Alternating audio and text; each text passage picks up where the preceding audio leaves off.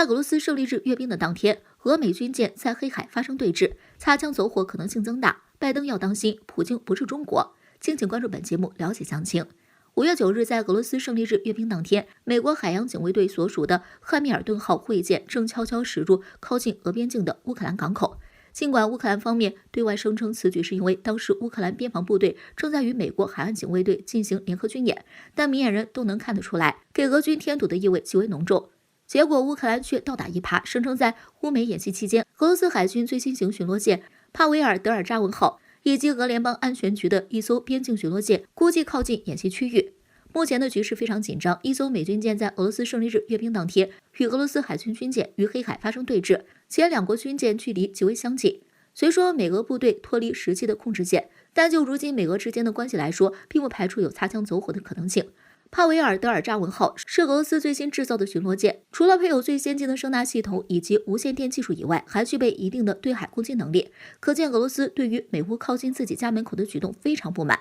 以普京向来有仇必报的性格，很难保证俄罗斯不会重演我舰奉命撞击你舰的历史。值得一提，近段时间以来，不只是黑海，最近西方国家还有多个点位对俄罗斯进行围堵，例如前几天美军王牌空降师特意出动了800名作战人员，乘坐C-17运输机，采用跨洋机动的方式直接降落在俄罗斯的家门口。在此之前，美国国务卿专门对乌克兰进行了访问，公开表示将力挺乌克兰国家主权以及领土完整。从这个角度来说，也就明白了美军正在用这种方式为乌克兰撑腰，想让乌克兰继续对抗俄罗斯。当然，美国还是忌惮俄罗斯的。作为战斗民族的俄罗斯，美国不是不清楚该国的强硬。为了不让局势失控，美国最终只是派出了海岸警卫队的船只进入黑海挑衅俄罗斯。不过，美国所做的这一切只是单纯为了跟普京较劲吗？针对西方国家近段时间咄咄逼人的态度，外界非常担心北约距离俄罗斯化的红线越来越近。所谓的红线，一方面是俄罗斯的领土主权不能受到侵犯，另一方面是涉及到俄罗斯安全的重大地缘战略安全利益。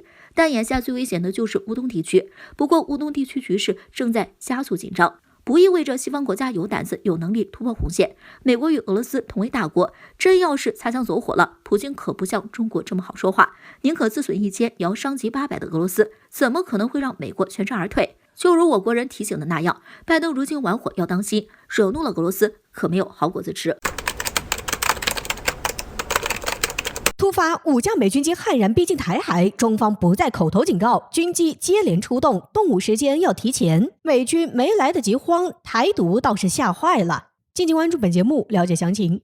11号，美国海军一架 EP-3E 电子侦察机、一架 MQ-4C 海神无人侦察机以及2架 P-8A 反潜巡逻机向台西南空域逼近。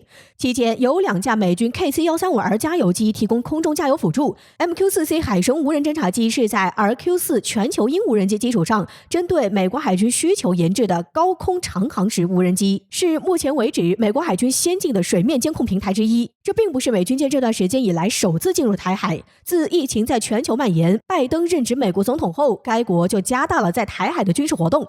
如果说美军当前把南海当成自己家的后院，那么台海就是美军必来的旅游景点。可世界上只有一个中国，台海是中国不可分割的一部分。在维护国家主权以及领土方面，中国态度非常强硬。如今，中美关系在美国单方面的叫嚣挑衅下，导致两国之间的局势越来越紧张。尽管中方多次给予警告，但均被美军无视。面对这样的情况，我国人也逐渐认清现实，美国摆明了是铁了心的要与我国作对。既然如此，我国还有什么容忍的必要？据悉，在美军舰逼近台海的当天，岛内媒体消息报道，声称近期以来，解放军密集进入台邻近空域，11号已经连续5天进入台西南空域。台当局老调重弹，宣称对解放军军机进行了广播驱离。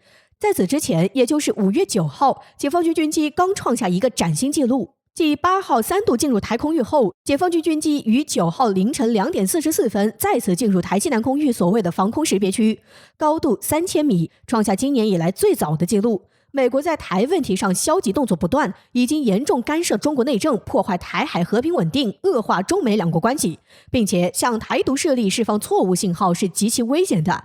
至此不难看出，此次解放军军机与美军机几乎同一时间现身台空域，是为了向美国方面发出警告。中国绝对不允许外国势力打台海牌，也不会容忍任何形式的台分裂分子图谋和行径。这段时间以来，中国忍耐的已经够多了，也给了太多次机会。现在的中国善意全无，倘若美军继续在台问题上进行干涉，或许就如外界所言，武力统一的时间很可能会提前。当然，从现在台军状态就足以看出，在大陆军机接连进入台空域后，台军不管是心理压力还是精神上的紧绷，都已经到达了一个最高点。解放军在美军机进入台空域之际，也派出军机进入该区域。实际上，台分裂分子都吓坏了，生怕美军的行为激怒了中国，冲突被引爆。换句话说，别看台当前叫嚣声很大，但真要是惹怒中国，引起中国的反击，他们还是非常害怕的。见不得中国好，日本又四处诋毁中国，撬墙角加挑拨，日本得逞了吗？其国内却出现罕见一幕，危机到来。敬请关注本期节目。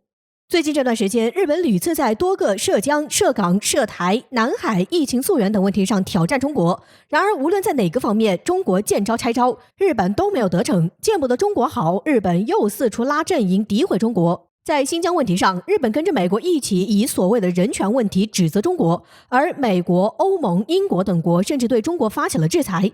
即使日本没有参与，但是摇旗呐喊得很是起劲。无论他们怎么围堵，谎言就是谎言，这是不能改变的。而在东海、南海问题上，鉴于包括日本多国在中国周边行动，反而加大了中国演习规模和力度，航母编队也频繁出海演习。而且中国还通过了新的海警法，加大了争议岛屿的巡航力度，这都让日本如坐针毡。是他们挑衅在先，现在有何资格反倒指责中国改变现状？为了安内攘外，近日我国外长王毅和阿富汗、巴基斯坦、尼泊尔、斯里兰卡、孟加拉国、南亚6国展开了视频会议，围绕着抗击新冠疫情。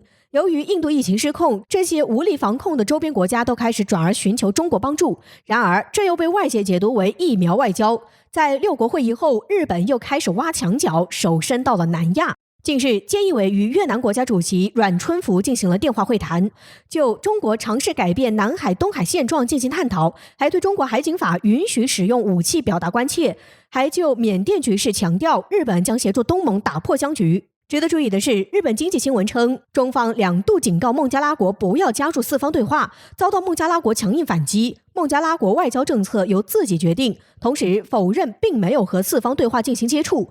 而分析人士解读，这个消息突然尘嚣甚上并非偶然，一些国家试图借此挑拨中孟关系，最大的可能就是日本。除了撬墙角外，日本高官甚至表态支持台海加入世卫组织。就在日本在外面兴风作浪的时候，其国内出现罕见一幕。5月11号，日本3家全国性报纸同时刊登一则广告，炮轰日本政府抗疫无能。广告大字写道：“这样下去，国民都要被政治杀死。”这在日本媒体界也属罕见现象。日本因疫情压抑已久的社会氛围终于如洪流般爆发，引发激烈舆论以及对政府的不满情绪。对于日本，只想送他们一句话：管好你自己。